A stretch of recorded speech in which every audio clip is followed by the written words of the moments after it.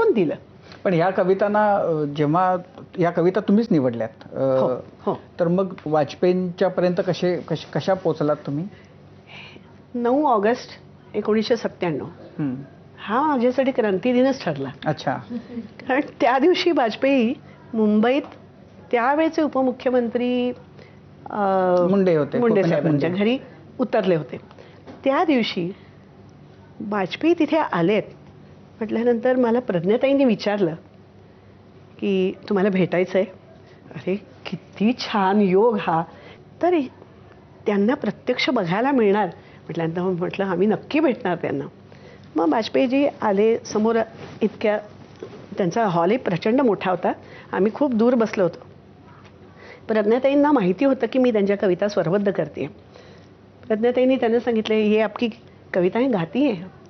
अच्छा मेरी कविता तो कोई गा नहीं सकता क्योंकि मैंने वो मुखछंद में लिखी है. म्हटलं मैंने कोशिश की है. मग मी त्यांच्या इतक्या जवळ येऊन बसले आणि त्यांना त्यांची कविता ऐकवली. गीत नया गाता हूँ त्यांची कविता ऐकवली. गाणं संपल्यानंतर ते उठून उभे राहिले आणि टाळ्या वाजवून म्हणाले, स्टँडिंग ओवेशन देऊन म्हणाले, ये तालियां मेरी कविता के लिए नहीं बल्कि आपके सुरों के लिए है. आणि त्यानंतर मग दातारबाबांनी त्यांना विचारलं की तुम्हाला जर खरंच आवडल्या या कविता तर तुम्ही परमिशन द्याल का आम्हाला. अगर यही लड़की गाएगी तो ही मेरी अनुमती है. आणि मग त्याच्यानंतर आम्ही कविता स्वरबद्ध करायला घेतल्या.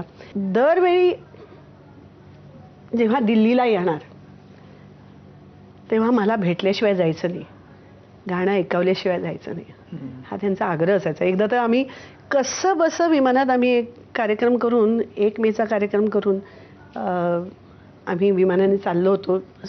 रात्रीचं तिकीट मिळवलं आणि बॅगा आत गेल्या होत्या.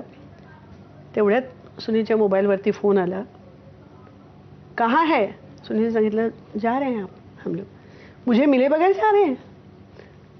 सगळं सामान काढायला लावलं. दुसऱ्या दिवशी ब्रेकफास्टला बोलवलं. तिथे त्यांनी मला सांगितलं की माझी अत्यंत आवडती कविता आहे हिंदू तन्मन, ती तू जरूर स्वरबद्ध कर. अच्छा. ती अल्बममध्ये नाहीये मूळ. ती अल्बममध्ये नाहीये. तुमचा आता आवाजाचा जरा